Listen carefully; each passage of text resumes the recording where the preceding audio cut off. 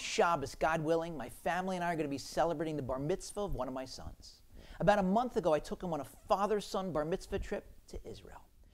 And from the moment we arrived, through our visits to the holy sites and the historical sites, to the recreational areas, he was so excited, he was literally dancing with joy.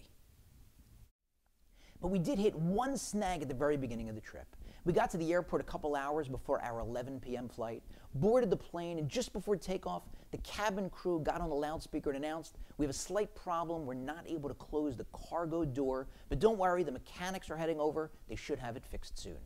Every half hour, they give us another update. It's taking a little longer than we thought. Finally, at midnight, they said, "It's going to take a little more time. We're going to let you deplane. We're going to get you some refreshments in the waiting area, and we should be in the air soon."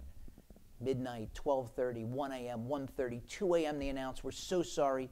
They weren't able to fix the cargo door, so we have to cancel the flight." Everyone goes scrambling to make alternative flight arrangements, including me, and I was able to rebook us on a flight the following day.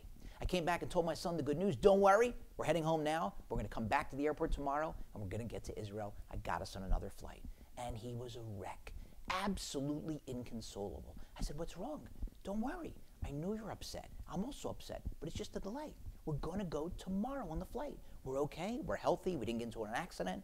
And he looked at me and choking back tears, and he said, "But this means that I'm going to get to Israel on my first trip a day late." And it was so jarring to hear that because I knew instantly what was going on. Several years earlier, on his first trip to Florida, the same thing had happened. The flight was canceled, that time due to weather, and we got to Florida a day late. He didn't have the same reaction because that was Florida. This was Israel.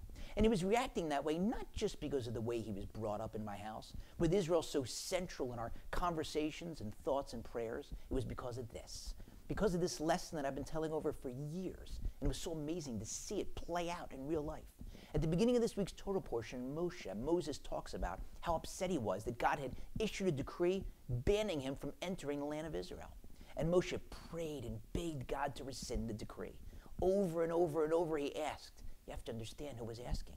This was Moshe, the person who went up to Mount Sinai, went up to heaven and brought down the Torah that includes so many laws that can only be performed in Israel. And Moshe, more than anyone, understood the complexities, the subtleties, the nuances, the hidden meanings of those laws, and he wasn't going to be able to get a chance to perform them, and so it was killing him. And he kept asking and begging until finally God said, "No go, Mo, not another word on the topic." And Moshe, as he always did, obeyed God's command and stopped asking. But he did have a different request. He said, "God, if I can't go into the land, can I at least see it?" And God said, "Yes, that you can do." But why did he ask? And why did God say yes? It must have been torture for Moshe to look at the land.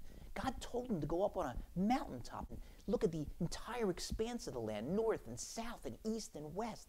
Why torture him like that? And the answer was Moshe and God knew exactly what they were doing.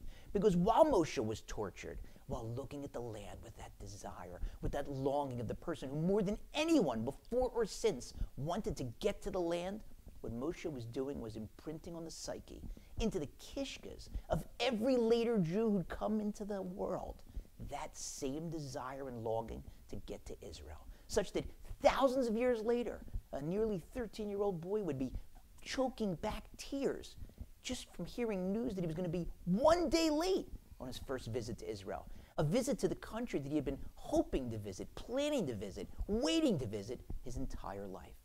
The Torah is not just a storybook. It's not a bunch of stories that are there for our amusement or entertainment. It's not literature. Each individual episode that takes place in the Torah is a hand-picked lesson from God, a lesson pregnant, filled with meaning, not stale, old, musty lessons from the past, not antiquated lessons that are relevant to us, to each of us, right now, today.